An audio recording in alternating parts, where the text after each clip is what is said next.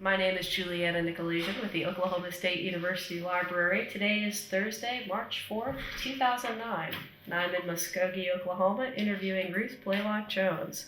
This interview is being conducted as part of the inductees of the Oklahoma Women's Hall of Fame Oral History Project. Ruthe Blalock Jones was inducted into the Oklahoma Women's Hall of Fame in 1995. Thank you for joining us today. Thank you. Well, let's begin by learning a little bit more about you. If you could just tell us a little bit about your early life growing up. Well, I have to talk about my Indian heritage.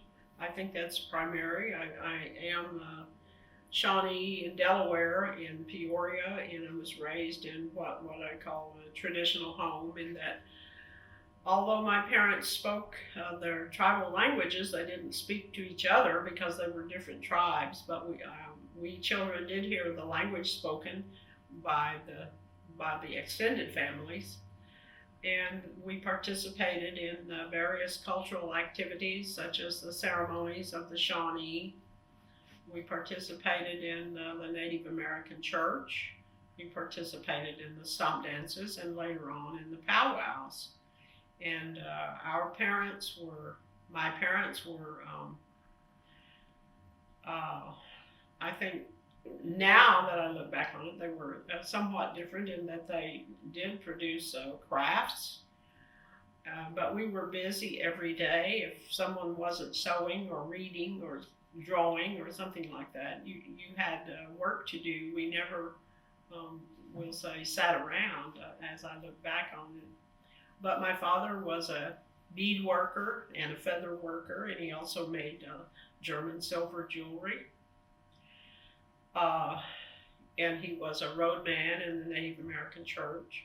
My mother did beadwork and sewing, and the difference here is that she only did that for the family or for us. And my father, while he did those things for other people, he didn't sell them, but he perhaps was given something in exchange for his work. He may have been given a set of feathers or a buckskin or something, but he never charged for his beadwork and any of the things that he did, even though we can say that he produced for the public. And my mother was a shell shaker in the stomp dance, and she participated in the Native American church, helping my father. And we attended the Shawnee ceremonials at White Oak because that's where my father came from. And his mother, my grandmother, was one of the old ladies. This is a ceremonial distinction or honor in that we have 6 old men and old women, and they are, I don't know how you could say they're selected. They're not elected, but they're selected by the leaders of the grounds, and they are the leaders of the ceremonies. And so my grandmother occupied we call them a seat on the bench because they sit at a certain place in the ceremonies. And I'm very proud and honored that I now occupy the seat that my grandmother had so many years ago. So I'm number 6 at our ceremonial grounds. And so I'm very proud that my daughter and granddaughters also are participating and following in that cultural activity. And also, again, about my grandmother, coincidentally, at this time in history, her grandmother, I believe it was came from Kansas before the removal. Her grandparents or parents, I'm not sure, but her grandmother, I guess it was, or mother, is the namesake for the town of Lenexa, Kansas. The name has been changed English, I suppose you'd say, or anglicized. And so there is a statue of her there in the town square. But the other thing is that her grandfather, or our grandfather, is similarly being honored this year. They've been talking about it for some time, and I suppose with the many things were delayed after 9/11 because of finances, and even now we have another recession or whatever you would say. So other things are delayed, but our grandfather, the husband of Lenexa, is being honored this year, and they're building a park in his honor. And so our descendants, our Blalock descendants, my grandmother's name was Blackhoof. And so in May, the tentative date is May this year. It was to have been last November, but they're building a Blackhoof Park in the Kansas City area, and so we're making plans to attend that dedication and opening of the park. And so all of those things are part, I guess, of my early days, and primarily identify through Shawnee culture, because sadly there is very little left of Delaware culture. My mother was a fluent speaker. She was one of the last ones, and we did hear the Delaware language spoken in the home, and we learned a few words ourselves, and we knew about some of the cultural traditions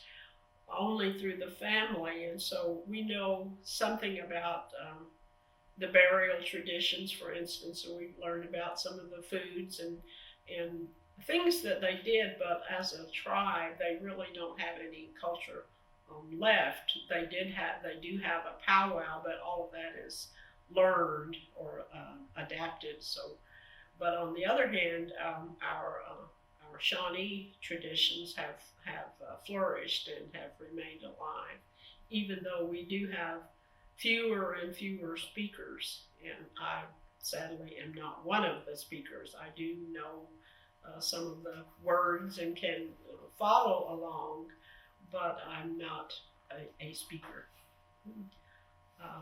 And I attended public schools. I attended an elementary school that was a rural dependent school in Ottawa County. It was called Lincolnville District 20, and it's no longer in existence. But as I look back now, I was very fortunate, because that's a part of history. It was a 2-room school. It wasn't 1 room, but we had a 2-room school. We had the upper 4 grades and the lower 4 grades. It went to the 8th grade, and so my elementary years were spent there until about the 7th grade. And then I attended school at Miami, Oklahoma for a time. And my high school education was actually here at Bacone under Dick West. The high school was since eliminated or discontinued here, and it just then was a 2-year college. It's now 4 years, and of course there is no longer a high school. So that's a little bit about my early days. And along the way, of course, I also then began painting and started to exhibit. I was still at Lincolnville in Ottawa County. And my influence, I guess, there, and a friend of the family of my father, and now my own friend is Charles Banks Wilson from Miami, Oklahoma. And my father thought that I was spending a lot of time drawing, and my parents were very supportive of anything their children did. And so my father took some of my drawings and showed them to Charles Banks Wilson in Miami. And I was unaware of this, and he was very encouraging, and he gave my father some used drawing tablets, I guess, from his students at the college in Miami. There were a few pages left in the drawing pads, and he gave me boxes of pastels. I still remember they were Everhard Faber, and he gave, and then I don't think I had pencils. I just used number 2 pencils. But when my father brought those to me, I could not, I mean, it was just earth shaking to have real art supplies, a real drawing pad, you know. And so his instructions were to fill it up and bring it back, you know. And so that went on for some time, and I would take my little drawings and up and show them to him. And he was always very encouraging, and they encouraged me to enter little shows there. They were local. There was one that was sponsored by the American University Women, and so I entered that. I think I won a prize, and then they were instrumental, he and his wife, in informing us of the Filmwork Annual in Tulsa, Oklahoma. And so they thought that I should enter that, the Indian show. Well, I didn't know what Indian art was, other than that I thought it was Indian subject matter painted by Indians. I didn't know there was a formal, you know, description or of it. So I did enter the Filmwork Annual when I was 15 years old, and one of the judges was Acee Blue Eagle, and he did purchase my little painting. Well, it wasn't little at that time. It was like 16 by 20 or 18 by 24 or something, watercolor painting. I think it may have even been on newsprint. It wasn't on you know, really good paper, and it was a powwow camps. And he purchased that for the magnificent sum of $15. That was a large amount of money to me at the time. And also, I didn't realize it until later on, but the Filmwork Annual was primarily adults who were professionals. And so not only was my painting accepted in the juried show, it was juried into the show, but I was given an honor mention. And so I was so silly. I was disappointed that I only got an honor mention and thought I should have had one of the places, not knowing that, you know, it was quite something to even be in the show. And so that happily, just a few years ago, I was able to see the painting. I never knew whatever happened to it, but it's in the collection. Actually, it's the Blue Eagle collection in the Museum of Natural History in Washington. And so one of my friends, Candace Green, there has told me about it and actually sent me a digital image of it. So it was kind of fun to see that again and relive, I guess you would say, the first Filmwork entry. And so that's kind of how I started. And eventually then, because of Blue Eagle, we became friends. We saw each other occasionally at powwows. My mother and aunts would always, you know, see that I was able to visit with him. And he made references for me. He made suggestions and so on that I come to Bacone to study with Dick West. At one point in time, I suppose I must have been getting somewhat obnoxious, but I told my mother I was not going to school another day in public schools. I wanted to study art. They did not have any. If I couldn't study art, I was going to quit school. I was not going another day to public school. So she went to and my aunt went to the Bureau of Indian Affairs in Tulsa, and they were making arrangements for me to go to the boarding school at Chilocco. That was the plan, but when they got there, they had information that there was an art program at Bacone, and they said, no, she needs to go to Bacone. We had never heard of Bacone, and so eventually then, as a result of that, the social worker at the Bureau of Indian Affairs, and then also the insistence of Acee Blue Eagle, I came to Bacone as an art scholarship student, and it was just a change of life. It's a path that I've never varied from.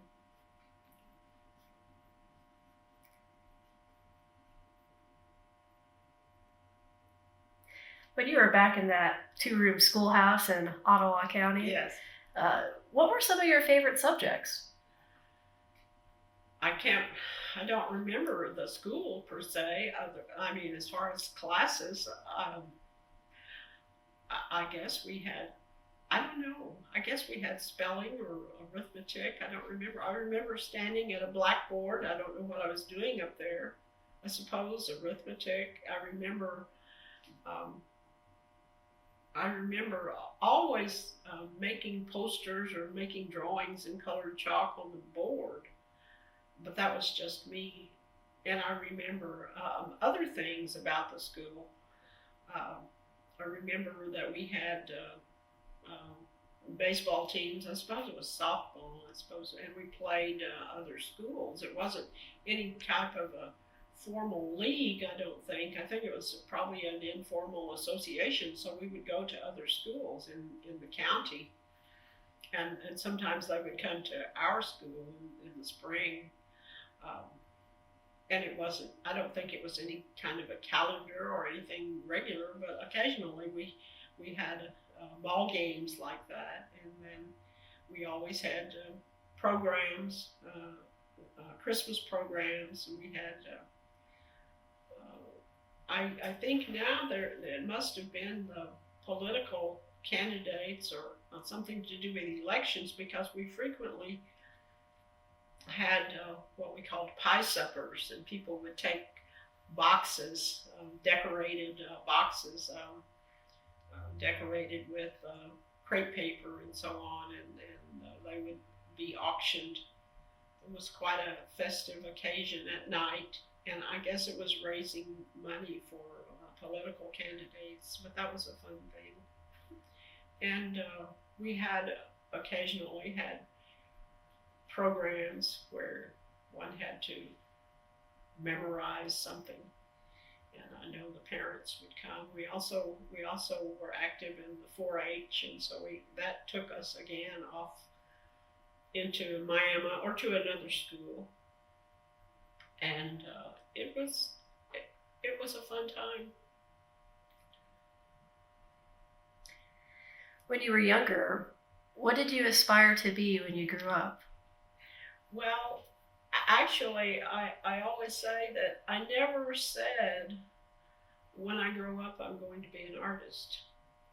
I always said I am an artist. I said that from about the age of 11. And so that would have been about the time my father began my association with Charles Banks Wilson, and so that went on until about the age of 15. But I never, and I guess when I got those actual art materials, that just pretty much solidified it, that I was an artist. So I never ever said anything other than I am an artist. Tell me about some of your early role models that you looked up to during that time. You mentioned many early names. Well, Charles Banks Wilson, of course, and the other thing that he did for me was that he was on the library board in Miami, Oklahoma. And I was already an avid reader, but at some point I became aware of art books and magazines in the library, and the fact that, you know, they were available for checkout or to read in the library. So I became aware of, you know, the great artists and even the working artists of the day. And as I look back on it now, I was exposed to nudes early on, which I thought was fascinating. At first, I was somewhat disturbed. I didn't want to do anything like that. But then I thought, but the artists do that. You have to do that. So I jumped in, and then at another point, that was through the reading in the art magazines at the library. And then at another point, when I was in his studio, he probably stepped away or for a few minutes. And while he was gone, I was looking around, and I guess some of his student works were in there. And I saw nudes. And so I was very intrigued and vowed again, you know, to pursue that study. So.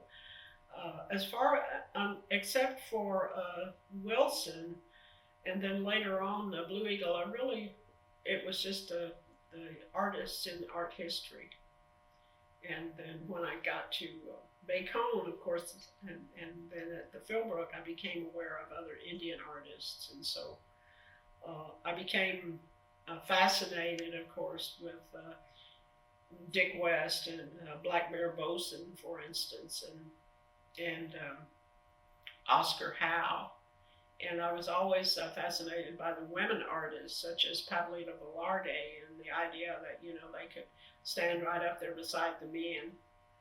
And there was an Osage artist. I don't think I ever met her. I may have met her, but she was always intriguing to me because she lived in New York and exhibited in New York, and that was Yeffie Kimball. And she was a pioneer artist, and there were others as well. And but I think I was influenced, I guess you would say, or interested, not so much in what they did or how they did it, but more of their personality or their theories, the way they approached life, and their dedication to what they were doing. I never attempted, for instance, to emulate them because they had different experiences than I did, but I tried to paint my own surroundings and experiences, but I always maybe had them in the back of my mind. And also, it wasn't until much later that I realized who Charles Banks Wilson was. To me, he was just a family friend. He was very kind, and he was an artist. And had I known at the time, you know, how well known he was and how famous he was, I would have been very intimidated, and I wouldn't have been able to, you know, I think, interact with him. Even though some of the things, it wasn't unusual for me to see some of the things in his studio, like some of the paintings that he worked on were of famous people, but I guess it didn't occur to me that he actually knew those people. It was just a painting, because I was painting some things that I had not seen before or that I had learned about in magazines or books, such as scenes and so on. It didn't occur to me at the time that he knew those people. And so it was later on that I came to realize who he was and appreciated him, of course, all the more. I take it your family was very supportive. Oh, yes. Yes. As I look back on it now, I don't actually know. We didn't have much money, so I don't know where they found the money to buy me little sets of paints. That would have been an extravagance. And I know at one point they bought me little jars of poster paint, And I didn't buy art materials, but I did buy packages of paper at the office store, and I would buy manila drawing paper and some white just bond paper, I suppose, and you could buy it in small packages. I suppose it was under $1, probably 50 cents or so, and so I would use that. The manila paper is like it's like a heavy newsprint, I guess you would say, and it's just used as scrap paper or yellow sheets. I guess it was used at the time. My art supplies, I guess you would say, came from him. The Strathmore drawing pads and so on. But I often look back on that and I wonder about that myself, and I never asked my parents, how they were able to do that or why they did it, other than that I wanted it and they were encouraging me. Now, when you attended high school here at Bacone, did your family move with you? Oh no, it was a boarding school. I mean, it's a boarding school. Mm-hmm. No, they remained in the Miami area, and then they later moved for a short time to the Bartlesville area, and then eventually when they moved back to the Miami, Oklahoma area. Was that tough being on your own in high school? No, it was really exciting, exhilarating, because first of all, I had formal art classes, and I was in with other artists, and as well as the other activities. No, it wasn't. I know that I was exposed to some people who were very lonesome, I guess you would say. But there were people, it was a broadening experience because there were people here from all over the place. There were people here from Mexico and Panama, as well as many states. And so the people from Virginia, of course, they didn't even get to go home at Thanksgiving. Sometimes they would go home at Christmas, but many times they would come in August and they wouldn't go home until June. And I was always amazed at that. And there were people from Arizona and New Mexico and California and Florida, and that was pretty exciting to me, just coming from Oklahoma. And we were treated to many adventures while we were here, and that we made trips to places in Texas and Chicago and places like that where we put on programs, and so it was quite exciting. And I wasn't lonesome, I guess you would say, because I wasn't that far away from home. Well, I was far enough away that I could go home for the occasional weekend, or certainly for the holidays, and so. No, I wasn't. It was the exact opposite, I guess you would say. Seems like it was a nice broadening experience. Yeah, exactly. It certainly was. Yes. So was college always in the plans? Did you always plan on going? Yes, I think so, because I was influenced by Dick West, who had completed the master's program at OU, and I began to, well, in those days, people, particularly Indians, there were not what we think of as full-time artists. Everyone had a day job. And so the idea, as Dick West said, was he would always tell us to get your bread and butter, and then you can, do what you want to. In other words, paint and so on. And so that was always, in the back of my mind. And also, at that time, there were not a lot of opportunities. You were a teacher, for instance, or you worked maybe in an office for the Bureau of Indian Affairs or something like that, or you could specialize perhaps and be a nurse or something like that. But there weren't a whole lot of variations on the things that you could do, and so I somewhat aspired to follow Dick West as in the education field, but also in my mind I had the realization that there were just very few positions available, and at the time they're all filled, and so you know I my early after I received my degree, I worked for a time for the it's now DHS as a social worker until an art position opened up. But at the time, I fully expected to retire from the welfare. Did not ever expect to get back into the art on a formal basis because I just didn't expect it to ever open up, and my family was stable, and there was no plans to move, anywhere.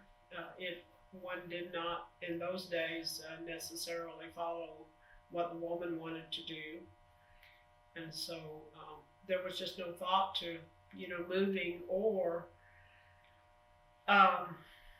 as I said, for leaving the welfare department. I was secure there, and I was able to paint at night and weekends, and had some disposable income to buy materials and to enter into competitions and so on. So I didn't really see anything changing. And then when did it change? Well, in 1979 is when I came here, when this position became open. It had opened up a couple of years before, and I did apply, but I wasn't selected. And so when it opened up again, well, I made another application and I was selected. But in the meantime, I had, as I said, continued to paint and exhibit, and kept my name out there, I guess, before the public in the art world.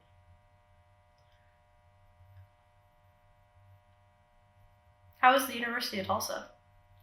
Well, it was as exciting as Bacone was at first, and because again, I've always said that I was fortunate in my instructors that all of my professors were working artists. And so not only was Dick West a working artist, and then also Charles Banks Wilson was a working artist.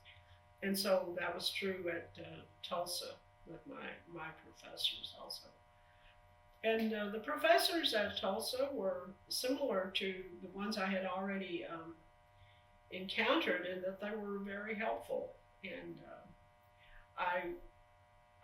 my primary professor at Tulsa was Carl Coker, and he has since retired and moved to the Taos area. And I see him occasionally, but I developed other friendships also at Tulsa, with particularly Garrick Bailey, who is in anthropology. And so I did take anthropology classes only to enhance my art, to study for my art. But Garrick Bailey gave me a fellowship in graduate school, so that I was able to do a research project on the Delaware tribe, and we have remained friends since then.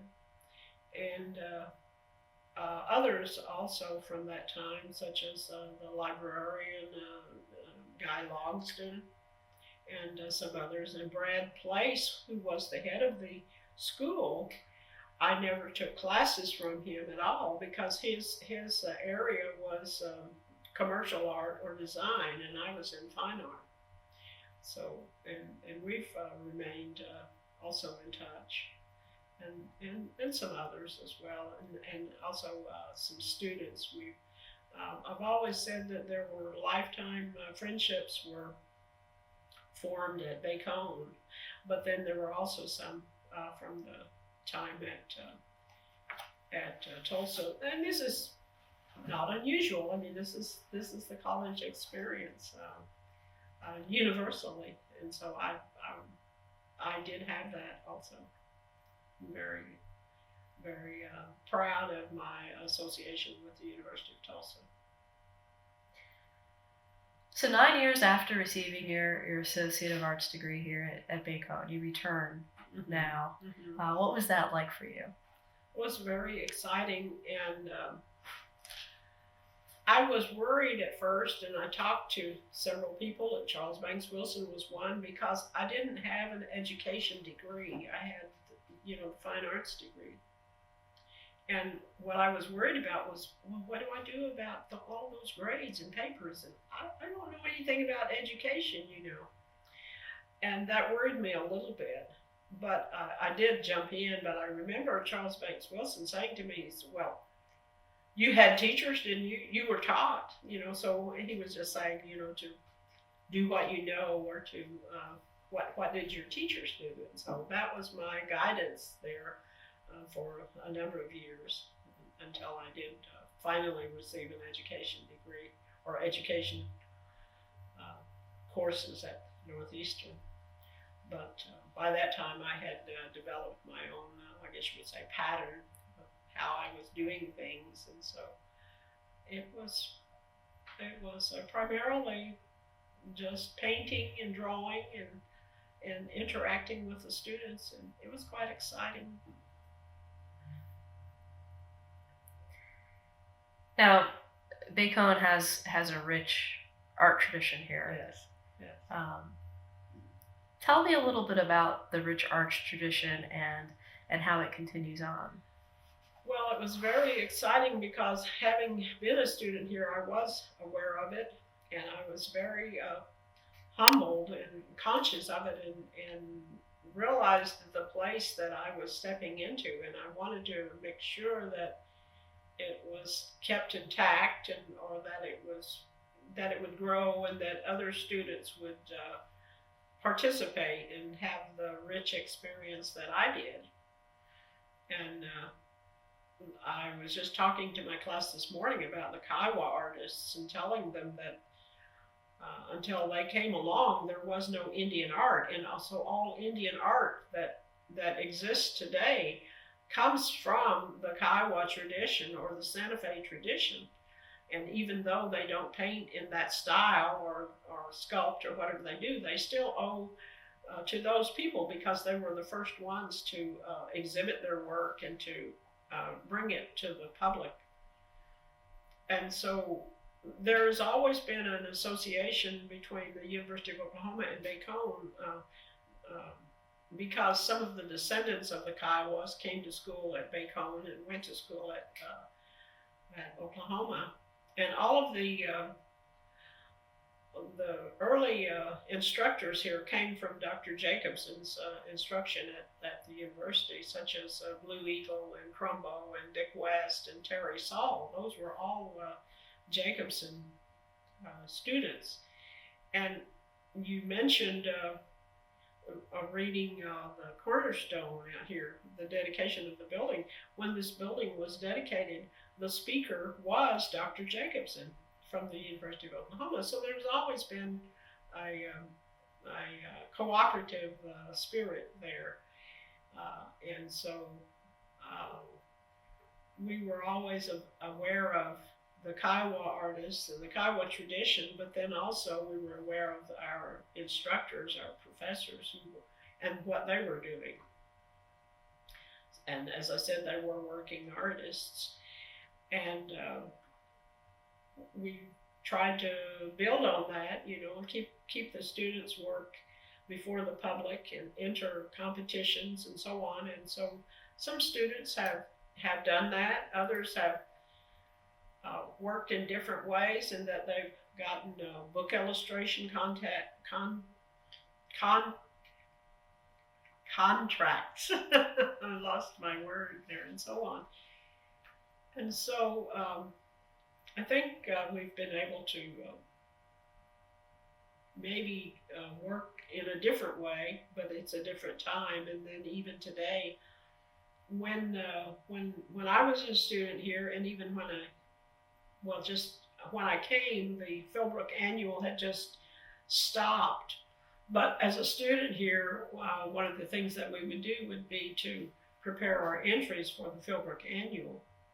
And so when I came, there was no Filmwork Annual, but there were other shows, and so my students then worked to exhibit in those shows, such as the Herd Show in Phoenix, and the Scottsdale Show sometimes, or the Red Cloud Show in South Dakota. So we always had something to work toward, and then there were local shows, such as the ones here at the Five Tribes Museum and the ones in Tahlequah, for those who, the Indian students who qualified.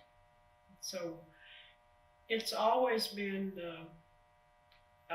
part of this school to keep your name out before the public, or make a, I guess you would say, or make a name for yourself in those shows and so on. So we've tried to keep that up, and then in later years, of course, it changed to, there was no, not so much emphasis on the traditional style of painting. There are other styles, and so there were other opportunities for exhibits and so on. But it's still art, and it's still Indian art, and it's still Bacone art. Tell me a little bit about the different media that you work in. Well, I guess first of all, I work in water-based media. It could be watercolor, or primarily it's gouache, which is opaque watercolor, and it's generally on paper. And I continue to work in the traditional style that I learned here from Dick West. But I also work in acrylics and oil in a larger format on canvas or board. And I also do prints such as lino cuts, linoleum block prints, and wood cuts, and silk screen or serigraphs. And when I was at the University of Tulsa, I did lithography, which was great fun. I've never been able to return to that since that time. I've not really had access to stones or printing presses. I've also, in later years, become interested in the monotype. So I've taken a workshop on that in Santa Fe, and I've also done some work in Tulsa with Acee, can't remember her last name, but she's a well-known printer in Tulsa, and so I also do drawings, pencil drawings, and ink drawings. When I work in one area, such as watercolor or something, it's very demanding, because I tend to put in a lot of detail. And so when I finish that, I go to something a little more free, such as the print, or maybe a drawing, and then go back to maybe or an acrylic painting, usually larger.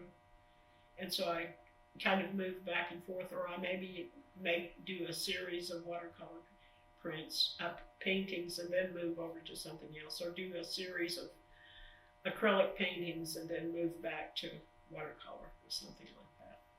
Do you have a favorite? No, I don't, and I don't have a favorite painting either. It's just whatever I'm doing at the moment. I guess if I had to, if someone told me I could only do one thing, I suppose it would be the watercolor, the gouache, and that would just be because I feel so much of a sense of responsibility to keep it going, and to honor Dick West and some of those other artists. What is it that inspires you to create the work that you do? Well, I always say, I guess, that I'm just amusing myself because I paint things that are interesting to me, things that I've experienced, things that I love, such as the clothing, certain dances, just things that interest me.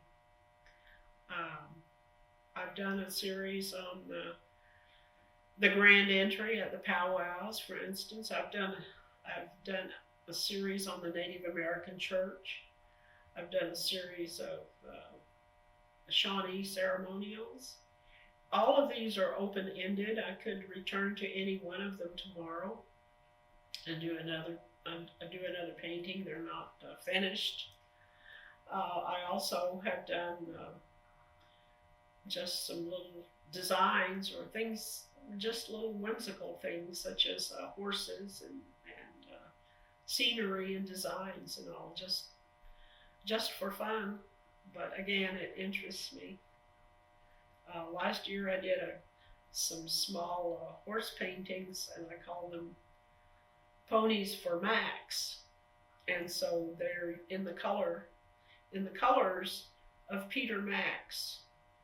But the ponies are Indian ponies, and I do use the horse motif often because that is my clan, and so I like to include a horse now and again. Do you feel it's important to paint in this traditional style to maybe pass on? Yes, I do. I certainly do. And it's become apparent to me in recent years that there are very few of us who are still doing that, and some are passing on, such as Valjean Hessing died recently. She was one of the foremost proponents of that style, and of course Black Boson and Oscar Howe are gone, and others. Pablita Velarde passed away a few years ago. There is a lady in Santa Fe area, as far as I know she is still alive, and her name is Geronima Montoya, and she was a student at the Institute, at the Santa Fe Indian School, and then she took over the teaching of the classes when Dorothy Dunn left, and so she continues in that style. And as far as I know, she's still alive, and a couple of years ago, I saw her at Santa Fe, and she had her exhibit. She had like 7 paintings, and she must be in her 90s, and she's still painting. And others, I just heard last month, one of my former students was working in Arizona on a project on the Navajo reservation, and she said, "Ruthe, did you know that Harrison Begay is still alive?" No. And she said that she had a person who was helping her in her project, and her name was Begay, and she would paint or something, and she would talk about her grandfather. And so she said, "Well, who is your grandfather?" Just making conversation, and she told her Harrison Begay. And Harrison Begay, of course, was one of the stars and from one of the originals from the Santa Fe studio. I don't imagine he's painting now, but he's in his 90s, and I think she said that he was in a nursing home. But his work, is it's seminal as far as this style of painting. But most of them are gone, and so there are what we call the second generation, or maybe even third generation of us who are continuing that style of painting.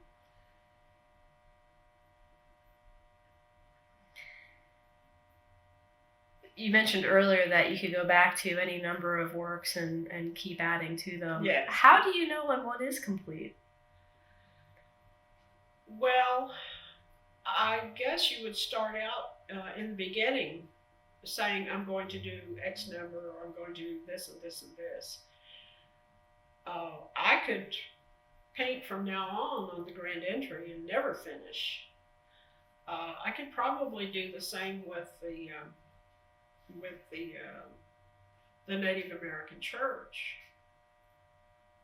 As far as the Shawnee ceremonials, possibly there as well. I don't know. I guess it's just myself, as long as my interest, remains, or when I get tired of doing it, or at one time I said on my Native American church things that I was doing a woman, for instance, and I said because the significance of the number 4, that I would only do 4 of them.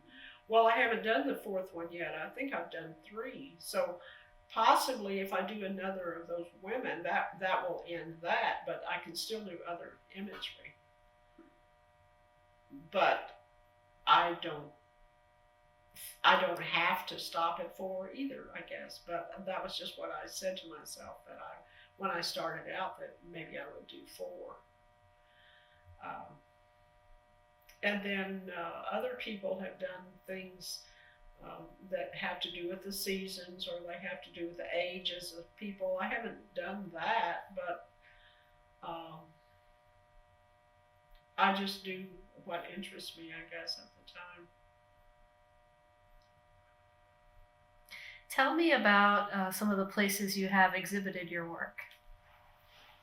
Well, most recently here at the University of Arkansas in the Bill Wiggins collection. He is a great friend, and he has collected many of my pieces. I also have some at the museums in Oklahoma. Last week we were at the Gilchrist Museum for an event. Actually, it was the opening of the Willard Stone show, who also attended Bacone. And I have pieces there, and was able to see some on exhibit. I have pieces at the Filmwork, but they weren't on exhibit when I was up there. I have pieces at the Sam Noble Museum at the University of Oklahoma, as well as at the Fred Jones, and both at Oklahoma. And I have pieces in the Department of the Interior in Washington, and at the Museum of the American Indian.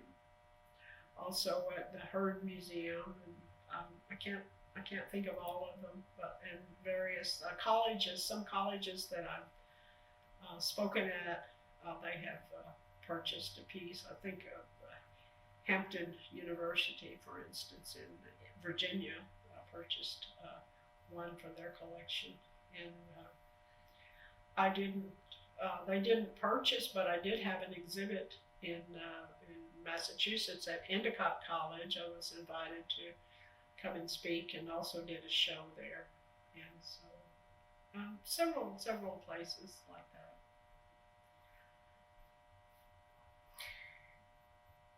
Going a little bit back to your work here at Bacone, what do you find most enjoyable these days when it comes to teaching your students? Well, it's exciting when any teacher, I'm sure, would tell you this. They're at some point they get it. You don't know how it's going to manifest itself, but at some point you realize they get it, or they've gotten whatever you said. Sorry.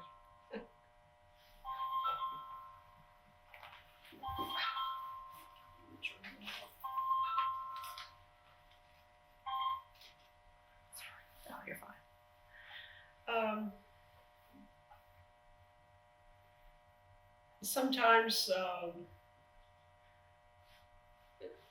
you will be working with a student, and you're just so thrilled with what they're doing, and you tell them to keep on, go on, and finish it, and then they bring it back, and it's a completely different thing, and so then you realize they didn't get it, or they went in it's an entirely different thing. But then other times, as I said before, you can see sometimes they have an expression on their face. Other times it's just the work that they do.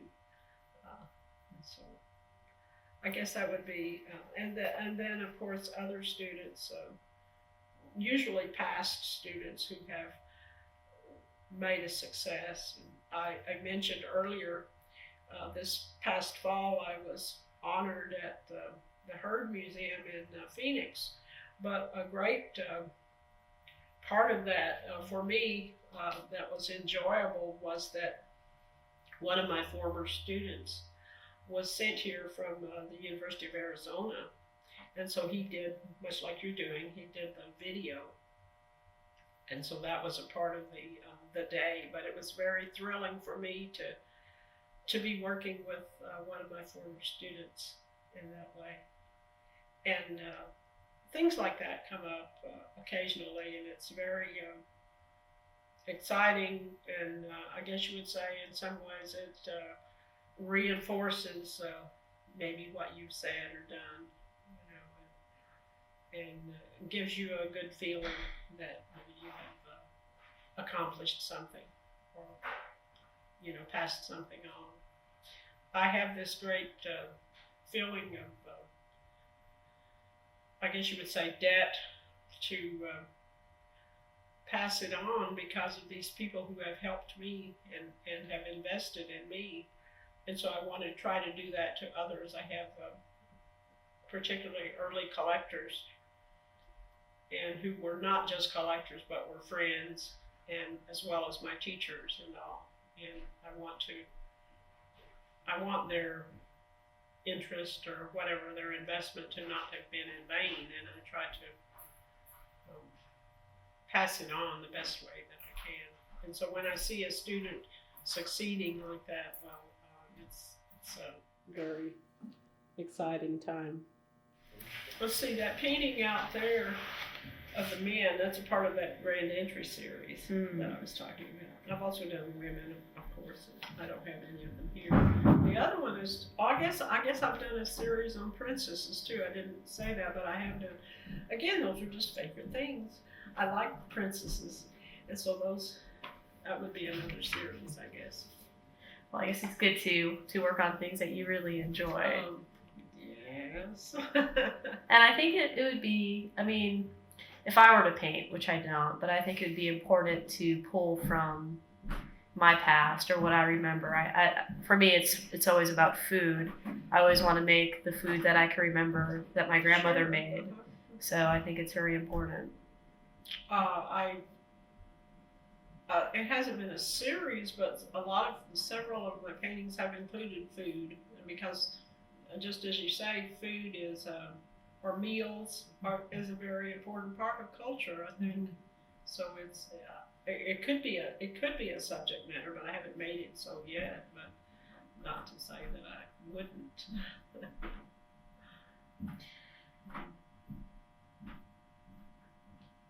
Can you tell me about any stumbling blocks or adversity that you faced along the way?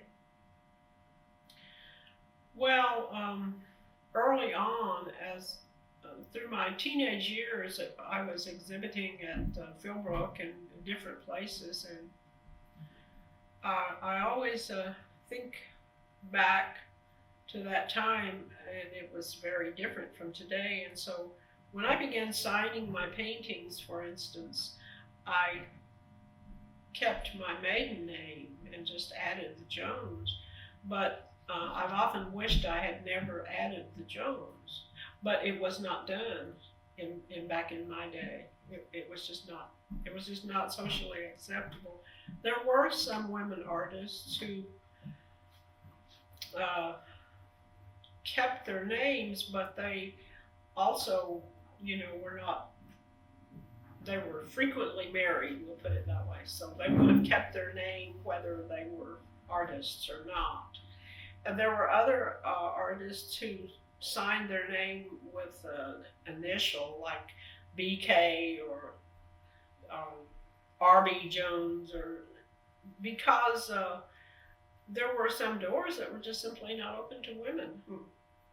And I just led into that. That was completely innocent. I forgot about this project, but that's just something that I say. And I wrote a chapter in the book about the Filmwork Annual. The book is Visions and Voices, and so I wrote a chapter in there, and a part of it is from my viewpoint as a woman artist, and then some of my friends also. And some of the things that we experienced. And there were some doors that were just simply not open to us. And sadly, Oklahoma is backward. We're very, even to this day, I'm sure there are women who are held back here who would not be in another place. But one of my professors, for instance, I mentioned, why is it that when a man, wins an award or has a sale or something, everyone is excited and is congratulating him and all. And when a woman does that, it's as though we're taking food off of the table, for a man artist. And he said to me, because you are. And so I haven't had it as hard as some people, but I guess it's also because I haven't really been that aggressive as far as exhibiting and so on, because I did have a day job.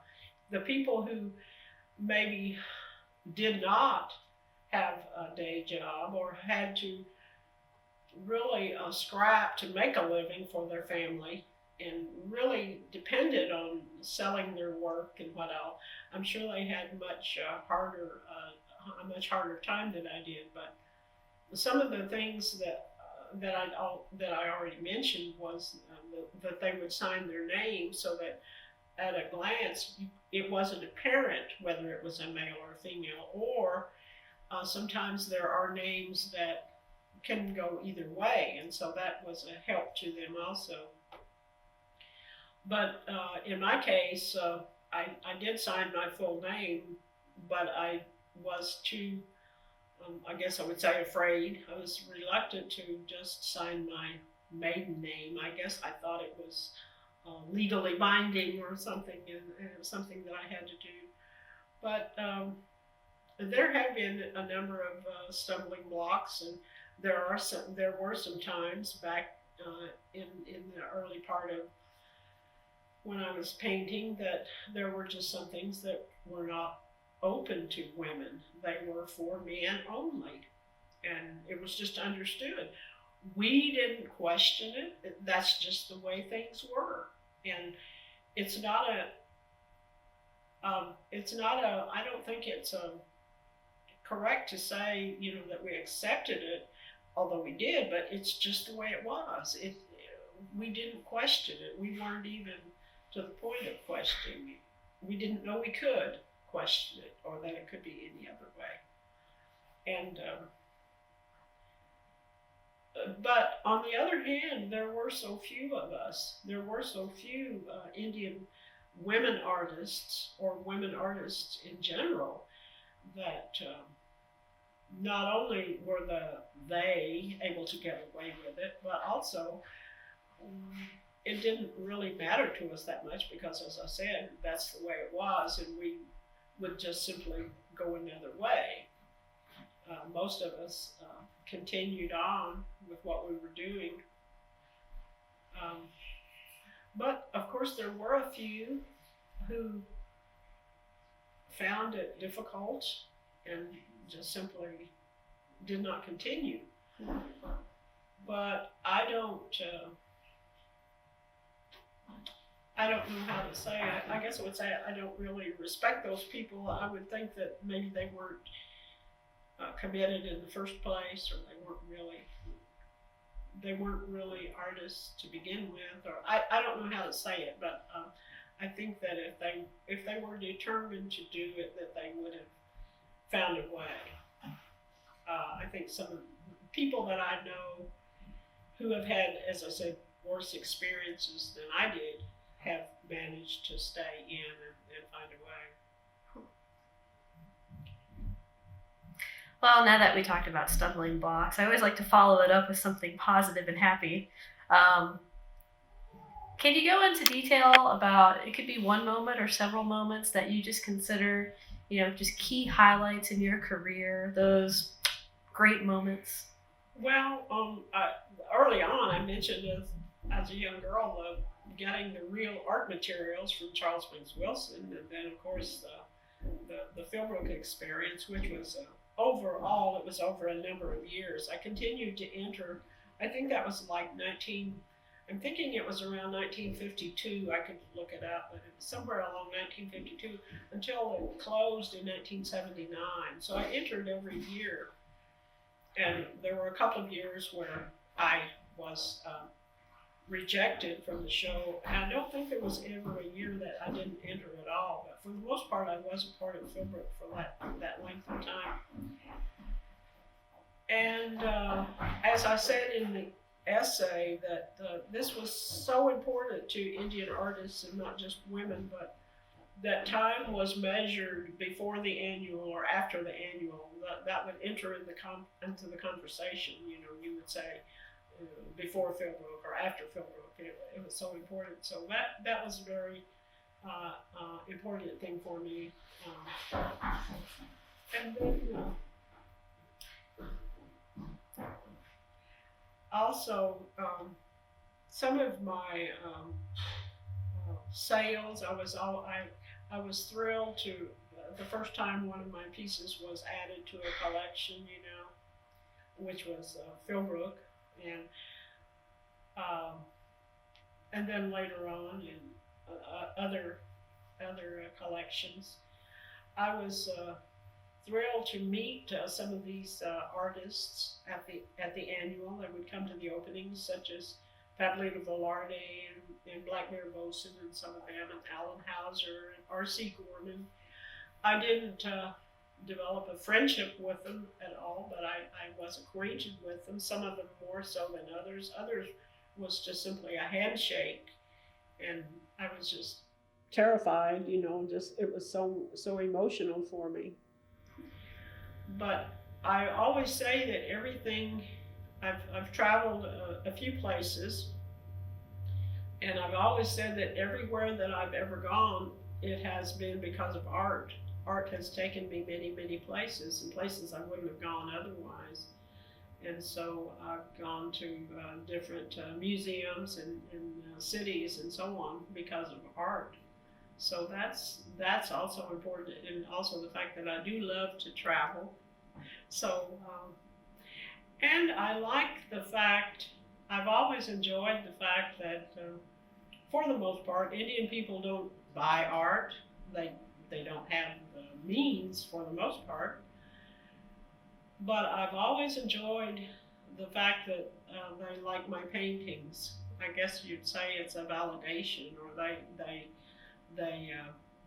they compliment me, and so I enjoy the fact that they are pleased that I haven't offended my people yet. I say yet because I'm still painting, but I've heard little comments, and one especially. I have a painting a line of people standing, and I've heard men look at it and say, "I know that guy," or someone else will say, "I used to go with her," you know, and they're just composites. They're not real people, you know. They're just exist in my mind. They're made up, but I love the fact that they like them, you know, or others have looked at some of my Native American church pieces and just simply stood there and stepped back and said,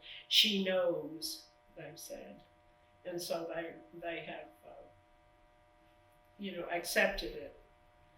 And they're not accepting it on a formal art basis, but they're looking at it as culture, or they're looking at it as they could relate imagery, you know. But they're not art critics, but they like what they see, and so I enjoy that. And then on the other hand, some critics have also liked it, so it's very, very enjoyable. And then as far as some really exciting moments, I guess this past year, for instance, I mentioned they heard award, I was completely blindsided by that. I've never heard of it. I didn't know what it was, and I looked it up on the internet. And my gosh, all of these people were humanitarians. What am I doing in there? They've saved culture. They've saved the language. They've saved songs. They've built a nursing home for elders, and they're teaching the language. I just paint. I felt entirely out of place, but in that company. But then on the other hand, also here this same year at Bacone, I was given the title again, just out of the blue, of art director emeritus. So that was completely unexpected. Never ever expected anything like that. And then I was also honored at the fall powwow, so that was a great reward. I thought I loved every minute of that. And other times when I've won an award, or as I said before, been included in a particular collection, I was very thrilled to be in the Sam Noble collection, for instance, at the University of Oklahoma and other places. And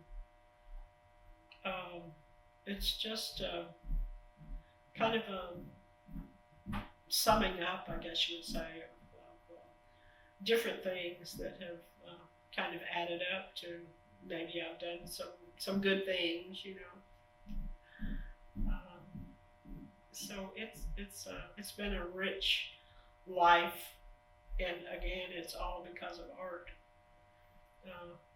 I've gone to some of these places as an exhibitor, or as a speaker, or as a judge, or art on a jury, or on a panel, because of, to talk about art. And I was going somewhere, I don't know where it was, and a friend said, "Well, Ruthe, what are you going to say? Do you know what you're going to talk about?" And I said, "I just know one thing." So it's pretty much art has been my life, and it's been a very fulfilling life, and I'm pleased with what I've done. I think I could have done more. Sometimes I feel very lazy, but when I do, see them things added up, I do have a feeling of satisfaction, I guess. And then again, as I said earlier, the Indian people have liked what I've done, and as far as I know, I haven't offended anyone. And it's always thrilling to see your work also in print. When you have something published, or a few of my little writings have been published, and that's a great thing. As far as the publications, the first time that I saw that was very rewarding. I've lost my thought. Well, it's definitely nice to do what you love. Yes. Well, speaking of highlights and awards, when you were notified, now it was a long time ago, 95, and we're in 2009 now. When you were notified that you were going to be inducted into the Oklahoma Women's Hall of Fame, what were you thinking, if you could remember?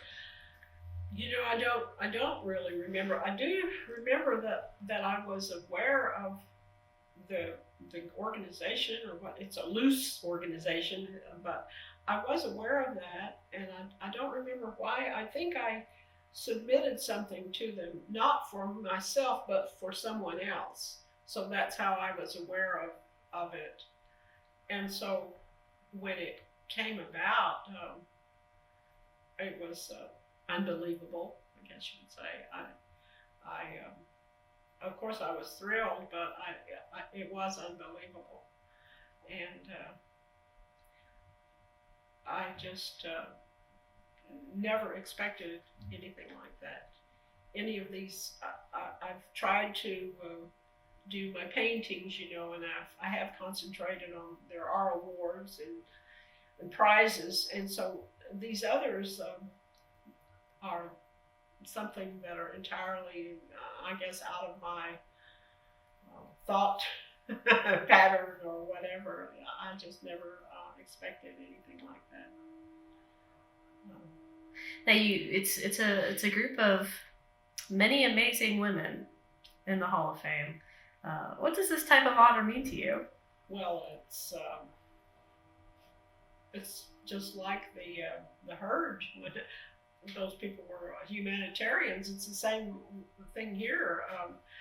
I don't know why I'm in there because we have attorneys and judges and people who have really fought for the state and causes and people who have made a difference. And so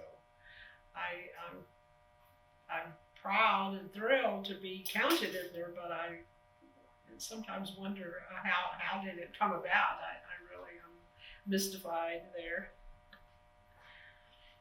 We talked a little bit about your role models earlier. How do you feel that now people look up to you as a role model? Well, I don't really know.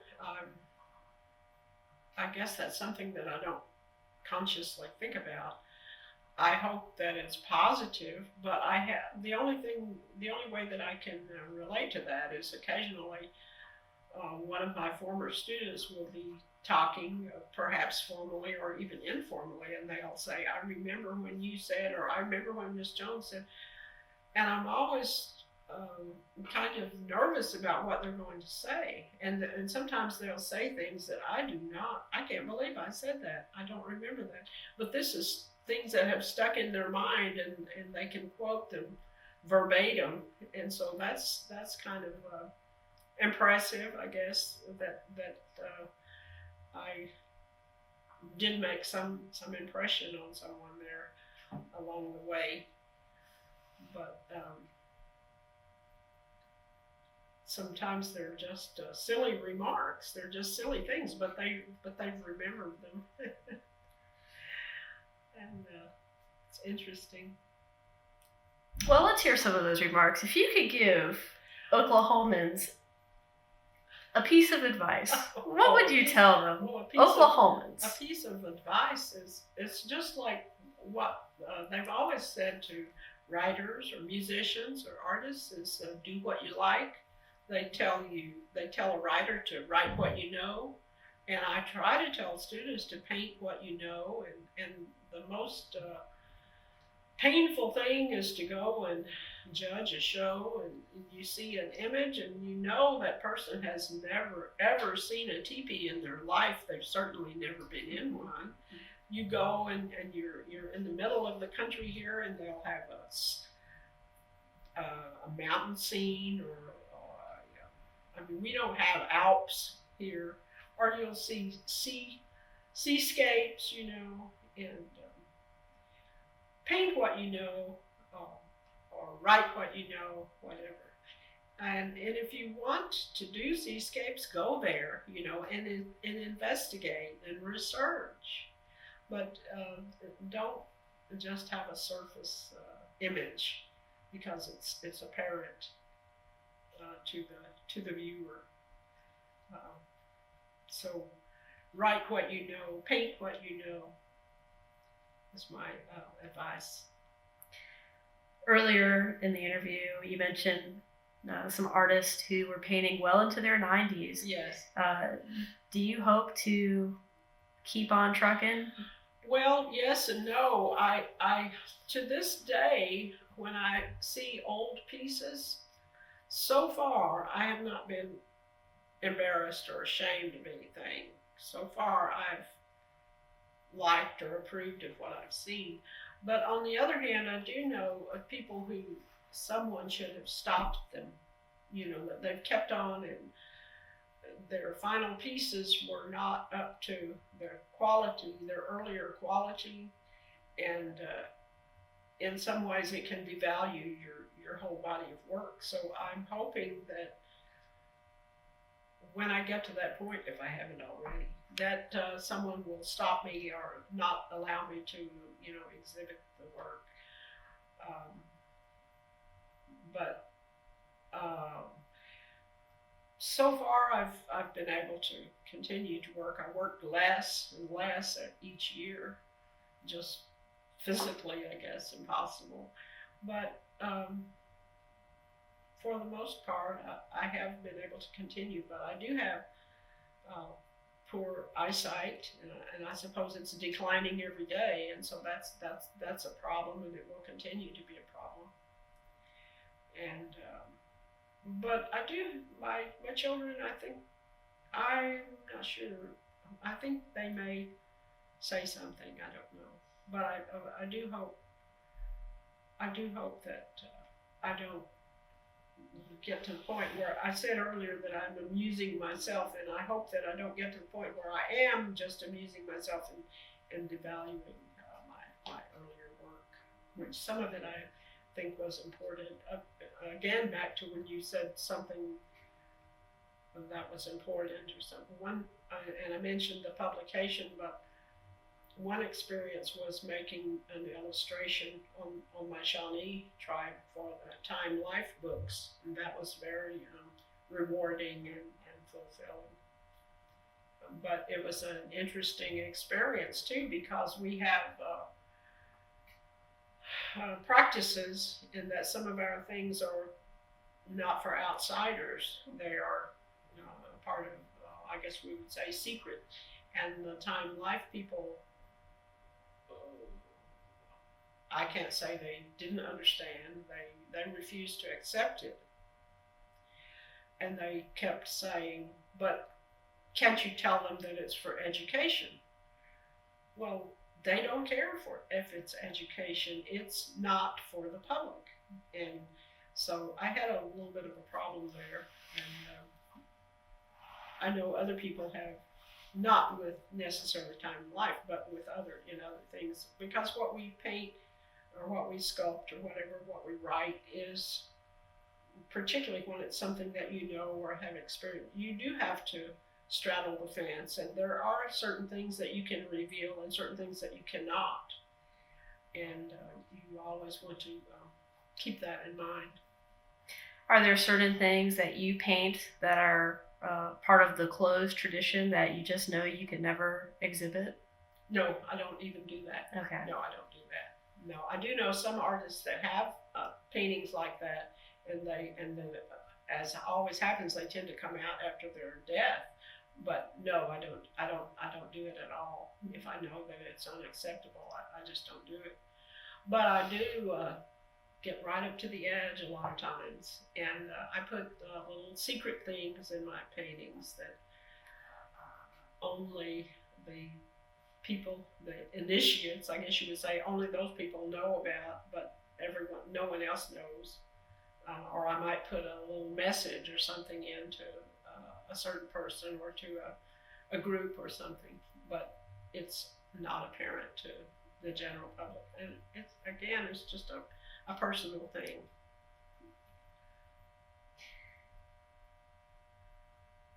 Would you like to make mention of anybody that has helped really play an important role in your life?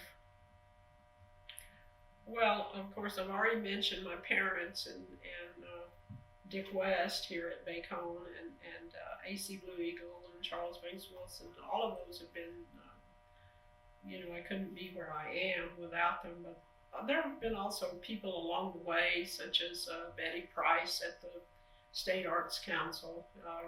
More recent times, and earlier times was Don Humphrey, who was at the Filmwork Museum, and he was also my art history teacher at the University of Tulsa.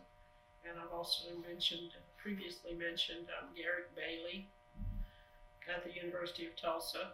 I had a dear friend and patron, she bought many of my pieces, was Loy Alexander in Muskogee, Oklahoma, and she's been dead for a number of years, about 20 years actually, over 20 years. But she was a dear friend, and there's not a day goes by that I don't think of her. You know, she was an artist, but she also was a great support, and she knew everyone in the world. I mean, she lived all over the world. She lived in Saudi Arabia. She knew the sheikhs, and she was a writer, and she had lived in Washington D.C. and New York, and in Hollywood, and she knew people such as Gertrude Stein. She knew her on a personal first-hand basis. She knew Helena Rubinstein and other people, and she could speak of these people, you know, on a first-hand basis. But she was a great friend, and she would encourage, you know, what I did, and so everyone has an angel, I think, or several, and she was one of mine. And then, of course, later on here is Dr. Bill Wiggins at the University of Arkansas has also been, in a similar way, he has purchased a number of my pieces and made opportunities for me, and any number of people like that. But those two come to mind right away. Dan Swan was at Gilcrease Museum and then moved away. He's now at the Sam Noble Museum in Norman, but he was also one who would make opportunities for me or sales or something, and he saw that I got to travel with a show to Minneapolis and some other place, I don't remember, and I was also a speaker, and he was also the one who saw that I went to the show in Japan and was a speaker there. So it was a great thing, you know, that he did for me. And Don Humphrey, as I mentioned earlier, when he was president or chairman, whatever the title is, of the Southwest Art Association in Santa Fe, he saw that a number of us Oklahoma artists were invited to participate in the Santa Fe Indian Market, and so I've been there since that time because of Don Humphrey. And other people frequently have put my name down for certain projects, and so it's a small world, and it's very rewarding, I guess you would say, when people recommend you for something and then it comes about. And I hope I can do the same with others or with my own students.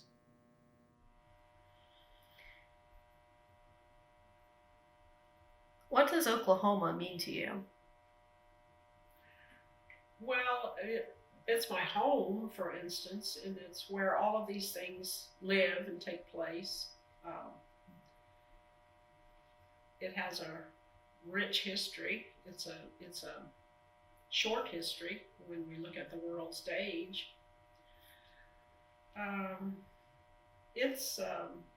People take notice when they know that you're from Oklahoma, particularly if you're an Indian. And I think by and large, maybe in recent times anyway, of course there would be some argument that the Indians have always been appreciated, perhaps on some basis, but I think in recent years they have taken more closely their rightful place, I think, in the state's activities and so on. And so I'm pleased with that.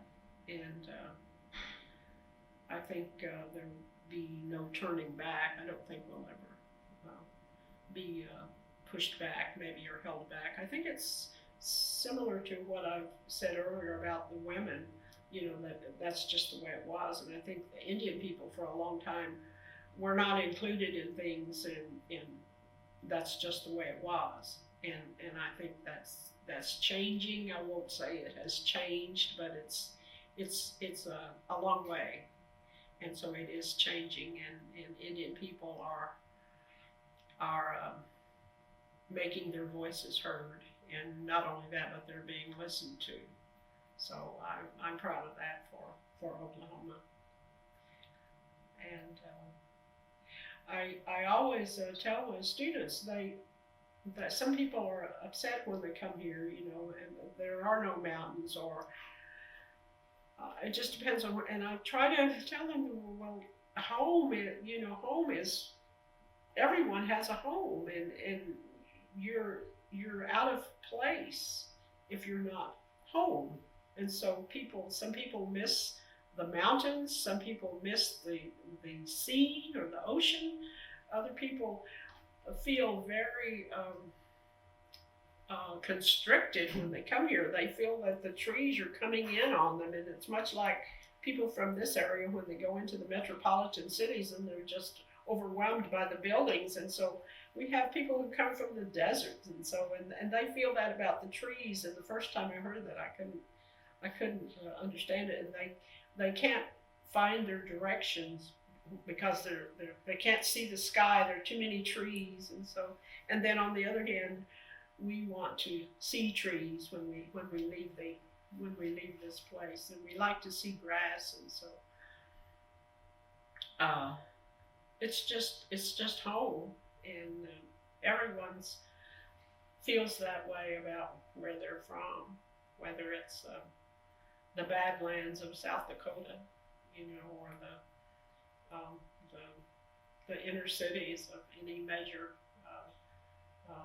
city in the country or the world, and it's their home. And we even have, you know, people say, why would anyone want to live here, or how can you stand? It's your home. And so I love Oklahoma. I love the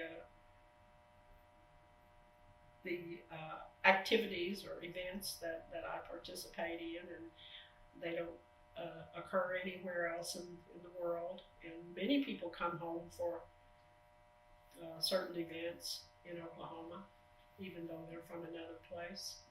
And sometimes they call them homecomings, and they actually have a formal title. But other times they come for ceremonies. I'm talking about Indian people. They come for ceremonies. They come for funerals, of course, and memorials. But it's home, and it's just a part of who we are, or who I am, and it's a great experience.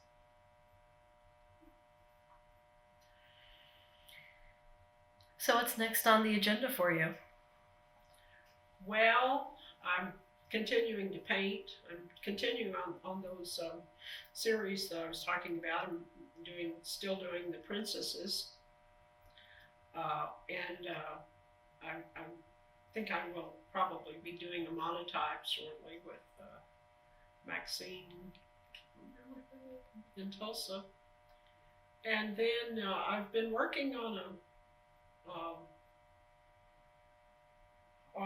manuscript for a number of years on teaching Indian art, or this traditional style of painting that we do here.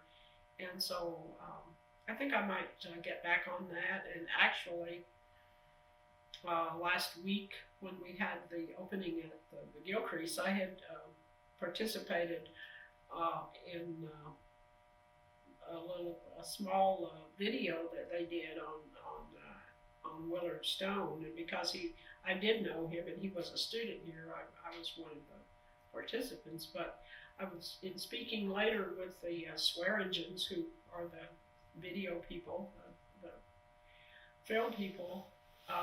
We discussed the possibility of that manuscript of being a how-to video instead of a book. And so that's I hope it comes to pass. It isn't anything, you know, formal at the moment, but I'm going to go back to my manuscript and spend some more time on it, and eventually, I hope, get with Swearingen and perhaps come up with a how-to video. Many of the things that they have produced have been in that nature, such as how to make moccasins, or how to make shawls, or how to make ribbon work, or different kinds of bead work and things. And so it would be in their, along something that they've already done. So it may happen. I don't know. But I'm just keeping on, I guess you would say. Well, when history is written about you, I know I'm assuming history one day will be written about you, what would you like for it to say? Well, I don't know. I'd like, I guess, that I recorded my own time and place, I guess, something like that. Or I didn't,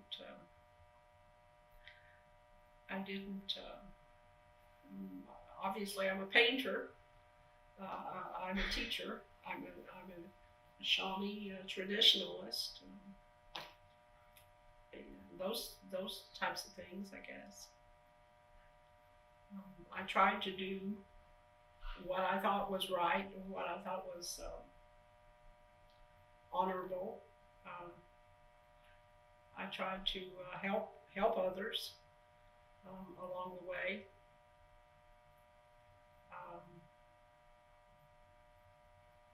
I don't know. I leave that to others, actually. Fair enough. Well, is there anything that you would like to add that I have not asked you today that you would like to make a part of the record? I'm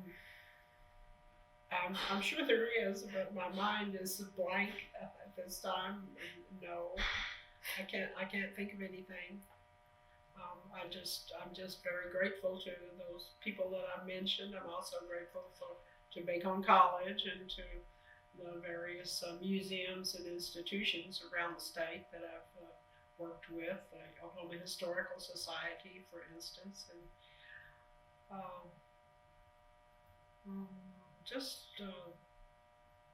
as I said before, I've enjoyed what I've done, and I've had a great time, and I think I'm pleased with what I've done for the most part, and I think that I have done some good in preserving some things, and as I said before, not offending to my knowledge.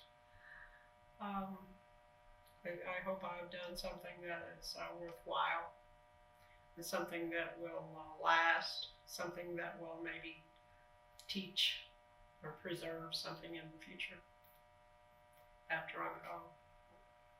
Well, we appreciate your time today. Thank you very much. Thank you. It's my honor. Nykolaiszyn.